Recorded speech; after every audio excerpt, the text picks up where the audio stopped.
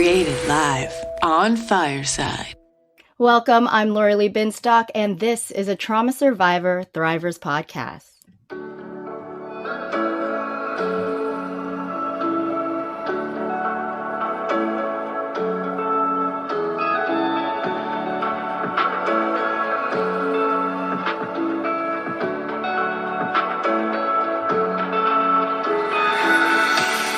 Thank you so much for joining me live on Fireside Chat, where you can be a part of the conversation as my virtual audience. I am your host, Lorilee Binstock. Everyone has an opportunity to ask me or our guests questions by requesting to hop on stage or sending a message in the chat box. I will try to get to you, but I do ask that everyone be respectful. Today's guest is Andrew Daniel, author of the best-selling book, Awaken to Your True Self, the founder of Cinesomatics, and director at the Center for Cinesomatic Development. Daniel, thank you so much for joining me today. Thank you for having me. Well, I was really intrigued. I've heard of, somatic experiencing, which actually I really just discovered that in 2020 when I went into residential treatment. But when I heard about you, I learned this new thing, at least in my mind, Cinesomatic Therapy. Could you actually tell me a little bit about that? Yeah, it is very cutting edge stuff. Basically, cinesomatics. Let's just start with the word. So it comes from two words, cinema and somatics. So cinesomatics. So the first part is cine. So in this therapy, it's pretty much an entire transformational approach. We use video. And so we use video and movement. And then the somatic part, the body. So we use video and movement to watch the way people show up in their body. And then we play that video back of them moving in their body. And then myself or other people in the group will give feedback about all of the unconscious, the subconscious patterns, mythologies, archetypes that are symbolically coming through the body. And not only is it a feedback from the participants or myself, but they get to see it for themselves in their own body on the video replay. So it's a very potent feedback loop that helps people see all of the hidden traumas or stories or blocks and even shadow material that's holding them back in their life. That's really fascinating because, we do these things. We fiddle our hands when we get nervous. We even sweat. We do so many different things based on the things we learned growing up that kind of make us feel safer, I guess, these coping mechanisms. And that is really fascinating to me because I'm assuming most people don't know what like their tics or whatever are. How did you actually discover this as a type of therapy? So it's about twofold. One, on my journey of my own traumas and growing up and everything led me to actually a lot of alternative and holistic healing methods. We didn't have a lot of big medical insurance. We weren't into any of the pharmaceuticals or my parents took me to, I think, a psychologist once. But very gratefully, I ended up, through my own self-help, self-improvement journey, came across all of these different methods. There was neurolinguistic programming, there was tapping, EFT, there was acupuncture, there was hypnosis, there was all of these things that were actually pretty helpful for me. And I actually got certified in different hypnotherapies and different stuff. And for a while, it worked very well, and it exposed me to a whole new world of, a whole new world, really. Because not only was it just therapy, everything in my life was changing. It was like, oh my gosh, it's not because I don't know the technique. It's because I got all this junk and stuff inside of me that's getting in the way. Mm-hmm. And so that set me on a healing journey for the past 15 years. And eventually I reached a plateau. I was homeless twice, even after being published. My software company did very well, and then it just stopped. And I was wondering how and why that after all these successes and learning all of these spiritual and even practical truths and wisdoms, I was still stuck. There were still many things in my life that weren't working. And so I came across work by a late mentor of mine who was pioneering some of this video and movement work. And so I learned a lot through him, and that really exposed me to this world of symbolic, somatic, all this not invisible, but invisible to many of us, information about ourselves and our body. And then so I studied under him for a few years until he passed. And then I took everything that I learned and then started expanding upon it. So I took that movement and video process and I added in the cinema aspects. We use very high-end cinema equipment to get a lot of data. And then through that practice, in my own practice, one of the things I discovered to solidify cinesomatics as my own modality were the discovery of archetypes in the body. And what I mean by this is when I would watch clients move, and I would say something like, all right, okay, so you're struggling with making money in your life. Okay. I want to know more. Yeah. So this is me. Yeah. So you're struggling with money in your life. Okay. Well, show me through the body your relationship with money. What does making money look like to you? Don't tell me about it. Show me in the body. All right. What does spending money look like? Oh, what does having money look like? Oh, okay. And then what I started to find is that what people said or thought or had an image of in their mind didn't always match the way that their body felt. So it's all about the feeling, what the body feels like as it's moving. It's not a mental, logical analysis. We're dealing with symbolism. We're dealing with the realm of the unconscious. It's not logical and linear. It is symbolic, metaphorical, allegorical. And so I started to see, oh, this person, I say, show me making money, and it takes them 2 minutes to start moving. When you're standing in front of somebody on camera for 2 minutes, that for many people is like an eternity. And also in our own life, if you scale that out, well, what does that mean about somebody? What does it mean about someone's relationship with making money if it takes them 2 minutes to even start moving? Where most people who are functional in it move immediately. They'll move in about 1 or 2 seconds.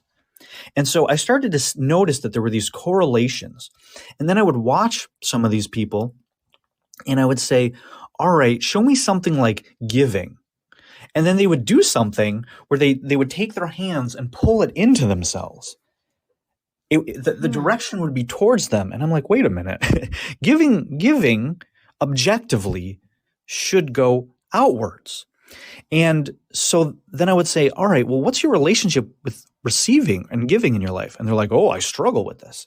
And so I started to very, very quickly notice the correlations between the way that somebody represented these archetypes in their body and the actual practical results they were getting in their life. And then as we would begin to explore it, we would start uncovering all of this trauma. We would start uncovering all of these limitations and suppressed emotions. And then as we would move through those emotions and those stories, their movements would begin to shift. And then they would start embodying more functional archetypes. And then, weeks later, they would get a raise or they would have a gift or things in their real life actually shifted from the stuff we were doing in their body. So this was, many years of discovery and learning. And not only working with other clients, but my own journey. I had to go through all of this process myself first before I could even see it in other people. And so that's a long story to a short answer, semi-short as it could be. I love it. I think that's fascinating. You developed this through your own observation and built upon that. How long does it take to do this type of therapy, to observe someone, to analyze their archetypes and really discover all of this? I can sit with somebody and in seconds know more about them than the closest people to them in their life. Yeah, it's incredibly fast. But the reason it's fast, A, is because this is my job. I've been doing this. But B is that it bypasses the mind. It bypasses the heady analysis. And so I skip all the body language. I skip all of the conscious words that people are using. And I go below that. I go to the feeling underneath stuff. So you can imagine, I'm sure you and everyone has had this experience where they meet somebody and everything they're saying, it seems nice and friendly and okay, but you just get this feeling like you don't trust them. Right.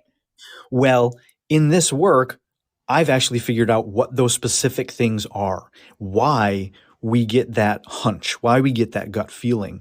And through the video and the movement, I can actually point it out and tell you why and show it to you on video. Wow. Yeah, I mean, as someone, and you did mention you've experienced trauma in your life. Most people who have experienced trauma are empaths and can read people pretty well because they're used to reading the room to figure out if they're safe. Yeah. But this is incredible stuff. And how long have you been doing the Cinesomatic? How long has this been? You said it's been kind of in the works for about the last 15 years. So 15 years of my journey of your journey, of my journey. And so there's an aspect of that. Now, my mentor, he kind of pioneered just as the technology has only been around for a couple decades. I mean, like 2 decades, really, to even be able to record this stuff. So he initially pioneered it on like tapes, actual like real tapes back in the day. And then so when I worked with him and he passed, I kind of picked up those reins. And it took me to get from that point of that foundation to me turning it into actual cinesomatics and the places I've taken it, it's been about 5 to 7 years. That's great. I mean, I feel like, the difference and what I'm learning, because, I didn't even know about somatic experiencing, which obviously we now know, and most people who've dealt with trauma is that, we hold it in our body. Yeah. And like you were saying, somatic means the body. And I feel like we need more modalities that really focus on healing what's underneath, the things that you can recognize. Because, what we've been doing for so long has been masking all of the trauma, all of the symptoms, and we now know that's not working. Right. That's not working at all. So I think this Cinesomatic therapy is incredible work. So how do you have to be? Where are you located? And do people have to go to you? Is this something that can be done over video, like Zoom? I don't know. Zooms, you probably would have higher tech stuff than that if that were the case. But how are people able to experience this therapy? Yeah, it's both. So we basically have two grades of the therapy. The professional grade is stuff where we can do it online virtually. So we literally do use Zoom. And so I'll work with a client, or we have a group workshop. We actually have a group workshop this weekend, and people will come in on the Zoom call, and then I will be facilitating, and then we'll have everybody move. They have privacy and space to move. And on my end, I use my technology to record everybody moving, or the client, and then also as well certain technology to play it back over Zoom and then give them feedback. And then the whole thing's being recorded as a replay, which has another layer of feedback to it. So that's what I do most often, because it's so much easier for people to hop on a Zoom call than it is to fly out.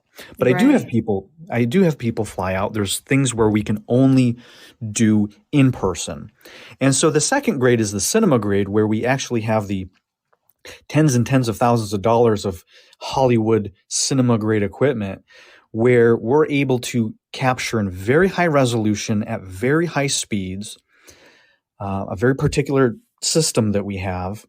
And that allows us to go into super high rates and super slow motions to see all of the stuff that we normally would miss just watching in real time. You can slow it down, play it back, because what happens in real time is that sometimes these things, we're manipulating other people. We're hoodwinking, we're seducing, we're lying to ourselves and other people, and sometimes not even knowing it. And so it's very easy to get pulled into someone's story, right? Sucked into someone's manipulation, and no one know it. Well, with the video and the replay, you can distance yourself from that and say, oh my gosh, look at that. Oh, you're doing this. Oh, this was happening. And so both of those, that particular thing is helpful in person and online. But having the in-person stuff, we have a specific diagnostic that's called a slack line. So we actually have people walk on a slack line. And we have various hands-on techniques and stuff, as you know, with trauma, and a lot of people just don't get, haven't had touch. And there's a lot of stuff in the body where appropriate, safe touch can, activate stuff. I was just reading, I was just watching a video of somebody talking about just babies sleeping in certain ways. The pressure their body parts have on the bed turns on certain circuits, some nervous system stuff in the development of the baby. So there's so much stuff that the body does and holds, and the in-person stuff allows us to do those things that we can't do virtually. But I have clients that I work with, I've been working with for 2 years, and it's 90% virtual.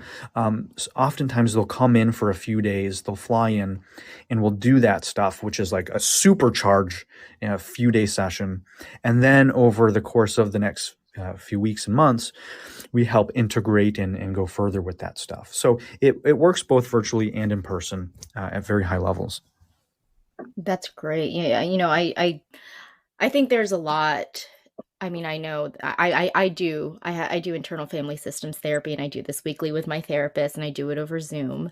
But there are things that, are really benefit from doing it in person, like you were saying, like the body work. When I was in trauma therapy for residential treatment, it was you were given body work each day, whether it be a massage. Excellent. Yeah, what is it when they move the lymphatic? Yes. What is myofascial? Yeah, there was just a list of therapy, body work that they really wanted you to do along with the programming that they already had. Wow, because you're very lucky. That's very blessed. I mean, a lot of places don't know that. Yes, I'm very, very blessed, because I feel that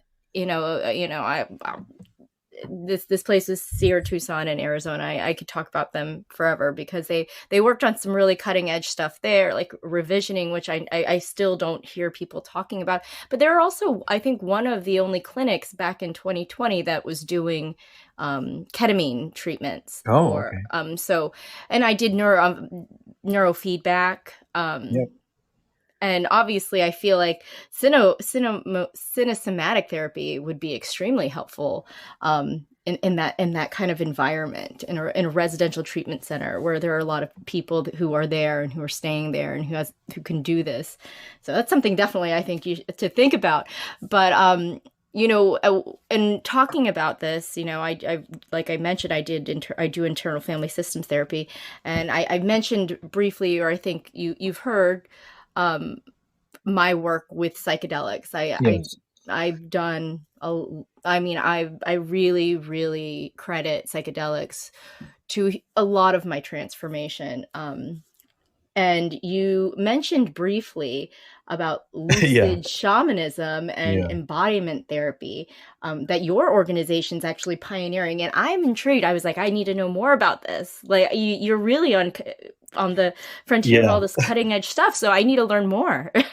Yeah. So Cinesomatics is a very specific, let's just call it the method, the technique. It's using the video and the movement. Now, there's other things I do with it as well. And so one of the things is doing dream work. Another thing is doing symbolism work. And we use ancient imagery. We basically use picture symbols as these archetypes. And so I basically have this three-door approach.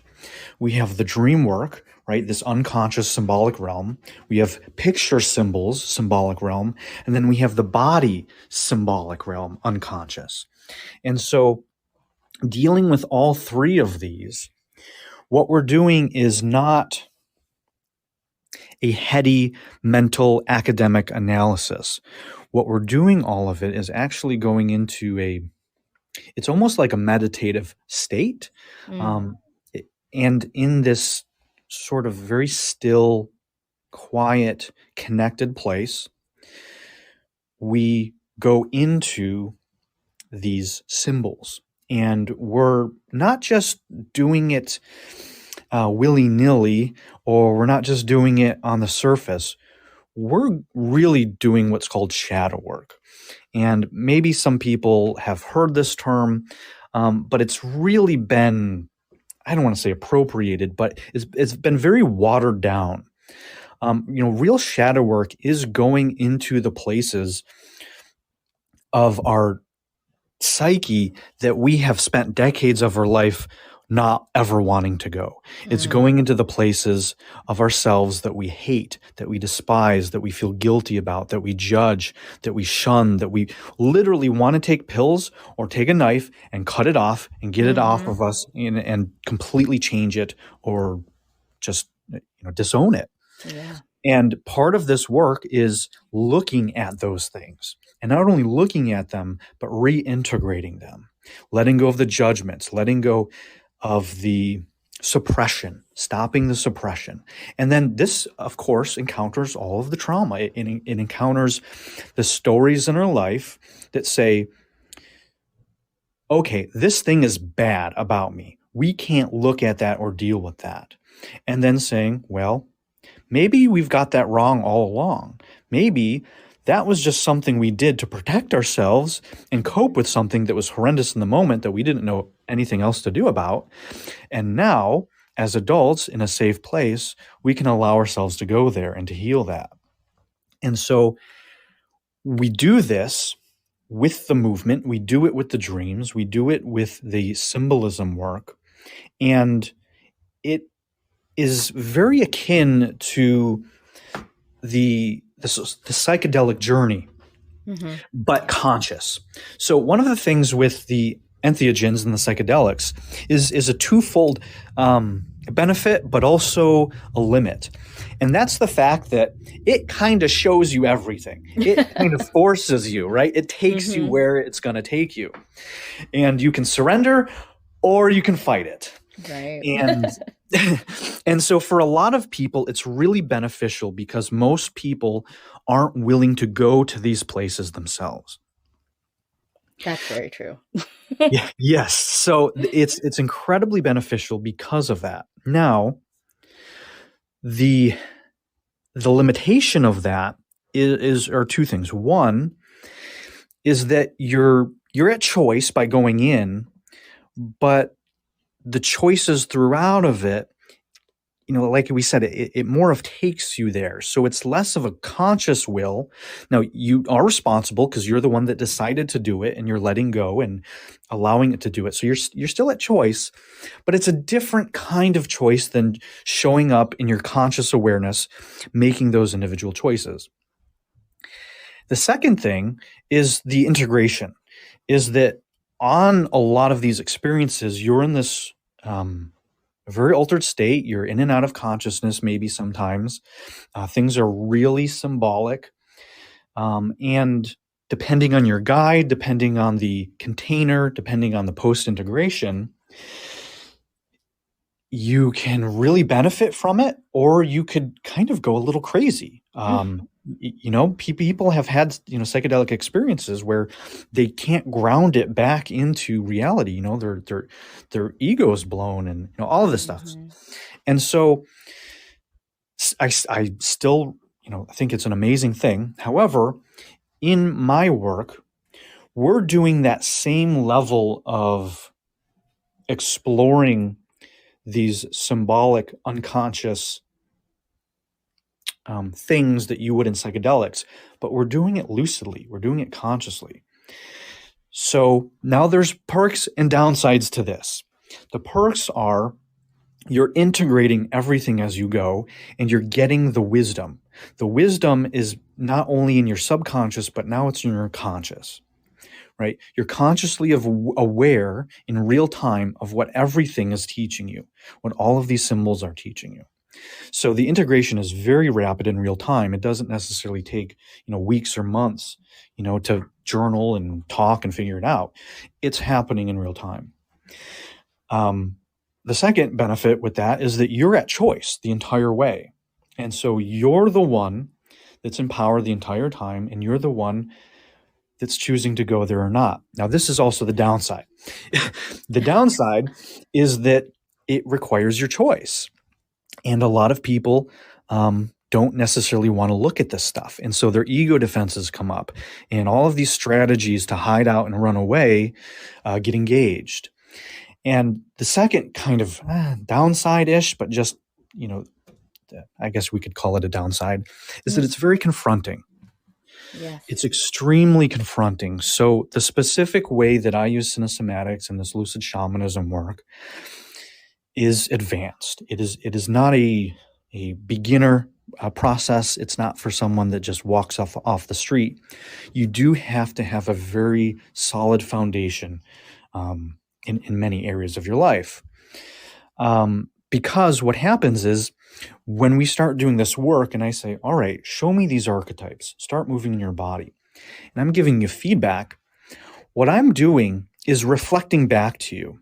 So this is the shaman part of it, where a shaman, you could say one definition of a shaman is someone who walks the line, walks between the two worlds of the symbolic and unconscious with the literal waking state, right? The waking and sleep realms the shaman is navigating through. And so what I'm doing in this work is the same thing, just not with any substances. So we're literally helping people integrate these subconscious symbolic stories and data and archetypes and making them conscious. And so in that process, what I'm doing as the facilitator is not giving advice. I'm not analyzing it. I'm not saying it's right or wrong or good or bad or what they should do or shouldn't do or anything. All I'm doing is being a still pond, a clean mirror, and reflecting back the truth of what I see. And the video does that even better than me. Now, this is incredibly healing, and it's an incredibly powerful process that changes people's lives. The thing with it, though, is that I'm just reflecting back with what I see. And so there's an AA phrase that's basically, the truth will set you free, but first it'll piss you off. Yep. And this is often what we encounter, not with everybody, but when you go to a session and they're saying, you're this behavior you're doing here is narcissistic. You're manipulating, you're seducing, you're completely out of relationship with your masculine or feminine. Oh, you are actually martyring yourself for the past 40 years when you thought you were just being nice. And it's not my opinion. They see the proof in the video of themselves doing it. And so it can be a very, very confronting process. And it's only for people that are ready for it. But the people that are ready to see that, their entire lives change. Everything changes. Their nervous system gets rewired. Their relationship shift. I have clients that add zeros to their income. All of these things happen because you finally get to know the truth. And you can't get to where you want to go if you don't know where you're at. And so this work helps with both.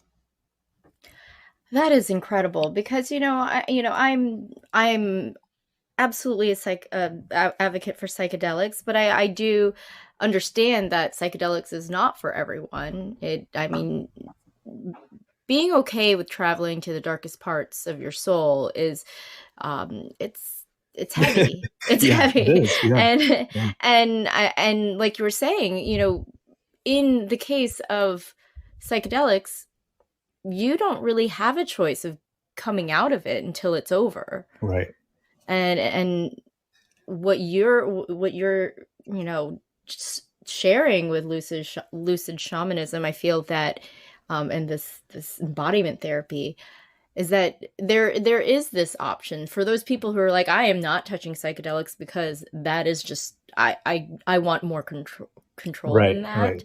That there's this option, which I think is phenomenal.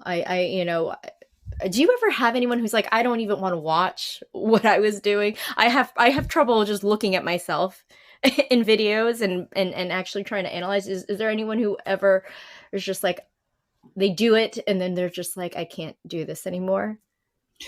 Well, a lot of people don't like looking at themselves. And you want to know the reason why? What I realized, well, do you want to know? I do want to know. Yes. Okay. So, we maybe ourselves, we've done this ourselves. I certainly didn't like seeing myself in photos or videos or anything. And I know plenty of people that don't. Well, one of the biggest reasons why is because at some level, we are seeing our shadow. We look at ourselves. Well, what do we start doing? Judging. Well, that's a shadow aspect. We're seeing all of these things we don't like about ourselves. That's why we don't want to look at it.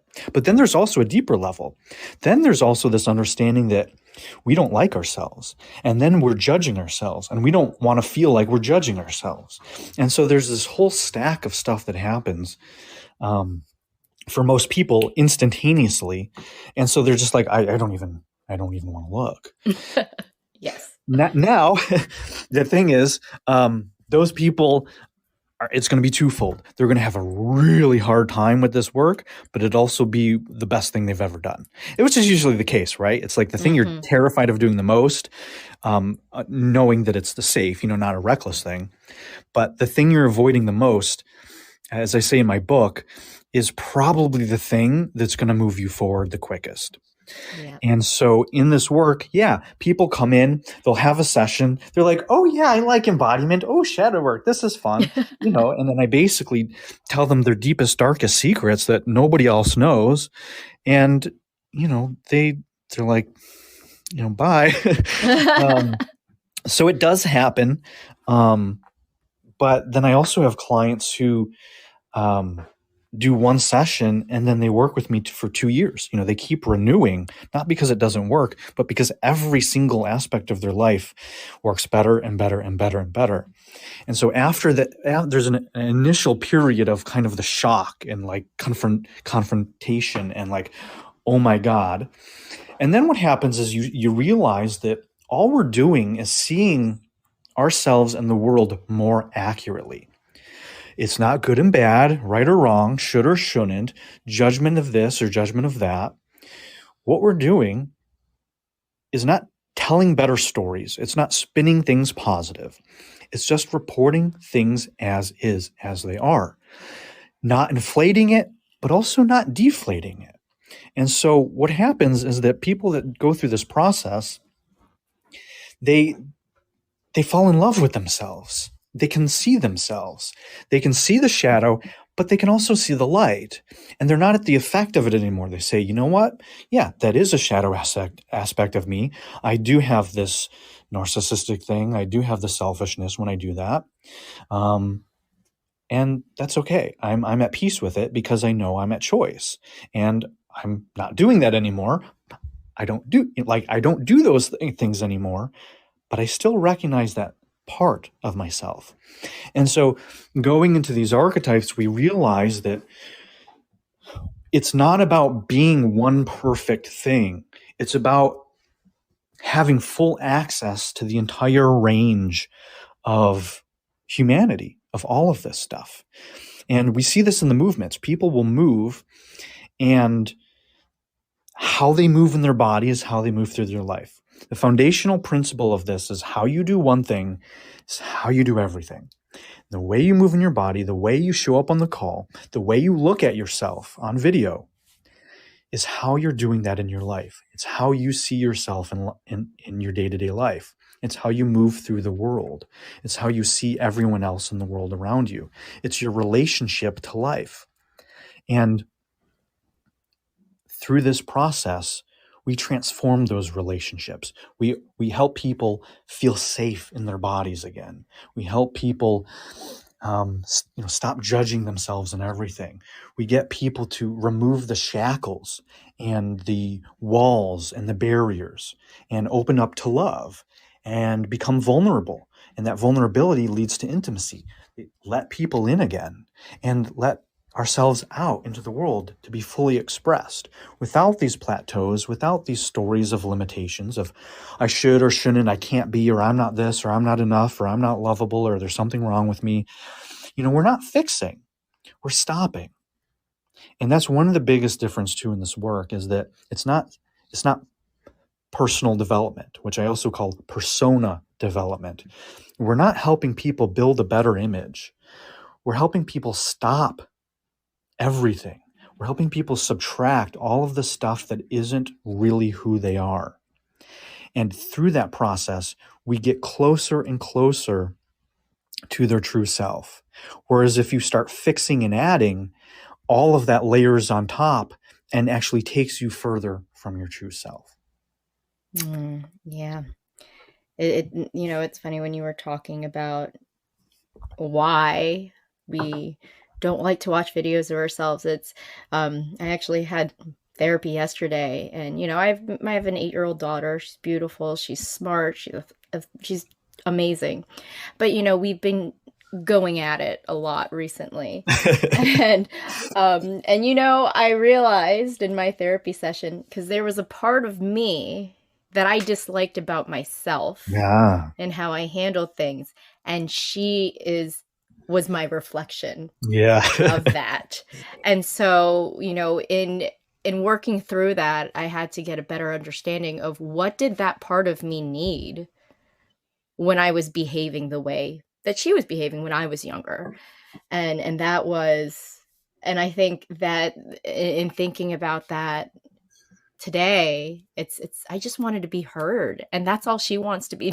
She just wants to be heard. And so yes, I'm it's not changing who you are. It's kind of, I feel like it's having a better understanding of why, and then just going from there. So and as, when you were talking about transformation, it's like people who are scared of those bad trips, those people who actually just dive headfirst into those really bad experiences, those bad trips, the darkest parts of their souls. That I feel like that is when the transformation really takes place, because those are the things that have been holding them back. Joseph Campbell's, he's a great quote. Joseph Campbell says, "The cave you fear to enter holds the treasure you seek." And that couldn't be more true. And that's what we're talking about. Yeah. And it's so hard, because I know that there are people out there who it is that are fearful. And sometimes there are people who don't even know that. They're like, I don't believe that there's any treasure there. There's Right. no personal there's no growth there, because even 5 years ago, I'm like, this is who I am. This is it. There's no such thing as post-traumatic growth or anything like that. I just didn't believe it. And, 5 years later, I'm like, I don't even know who that was. So there is a way, and to transform. There's always a way. Yeah. Yes, absolutely. Andrew, is there anything that you would like to add? Oh yeah, I got all sorts of stuff. What do you want to know? Oh, tell me. What are you doing? What are you working on now? What is it, the big thing that you would like this audience to know? These are people who, are trauma survivors. These are people who feel that they have trauma that's lurking that they don't want to face. What is it that you think they would need to know? Oh, geez. Well, it's a lot. Yeah, there's a lot in there. I think the biggest thing is, and I talk about this in my book, making truth the most important thing. And how that actually practically looks is, do you value comfort or do you value the truth? Do you value playing safe and hiding out, or do you value the truth? Do you value suppressing and avoiding, or do you value knowing the truth?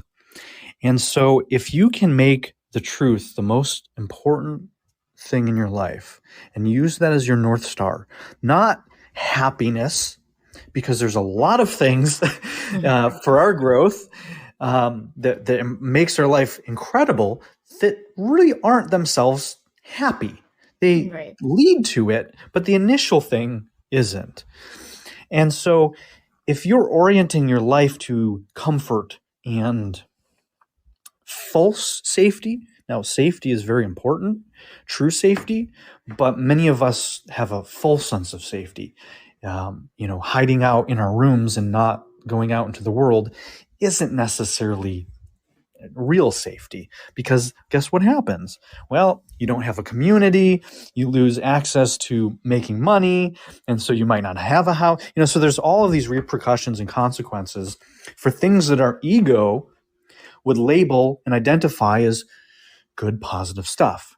So if you can make the truth the most important thing, beyond your stories, beyond any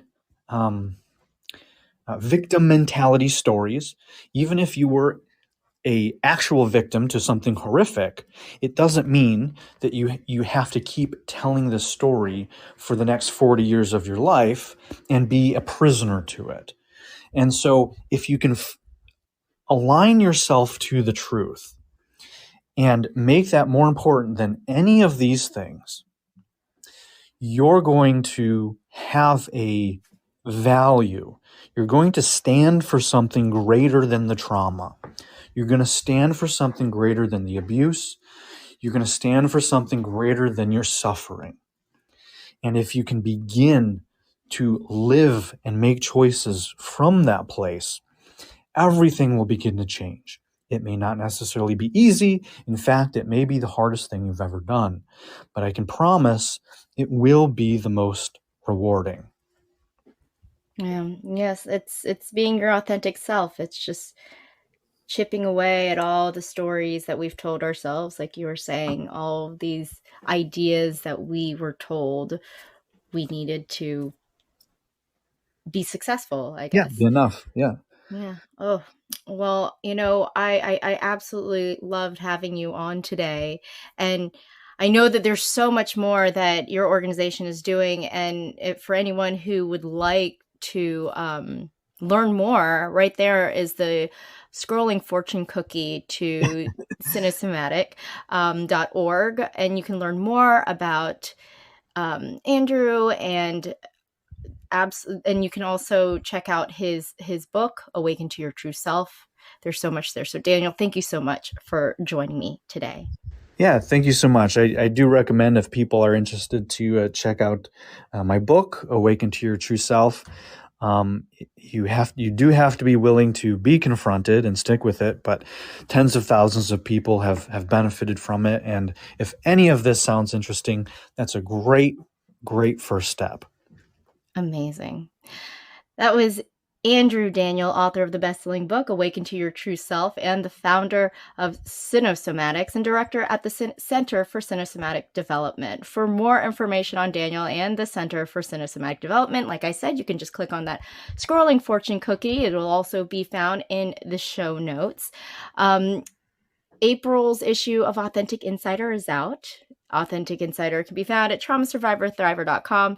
That's traumasurvivorthriver.com. If you haven't already, please subscribe to my email list to get Authentic Insider magazine in your inbox monthly. Again, thank you so much for joining me today. Join me live next week, April 19th, when I speak with Mandy Harvey. She will be discussing the connection between trauma and chronic illness and how to solve it for good. And well, you've been listening to a Trauma Survivor Thrivers podcast on Fireside. I'm Lorilee Binstock. Again, thank you for being a part of the conversation. Take care.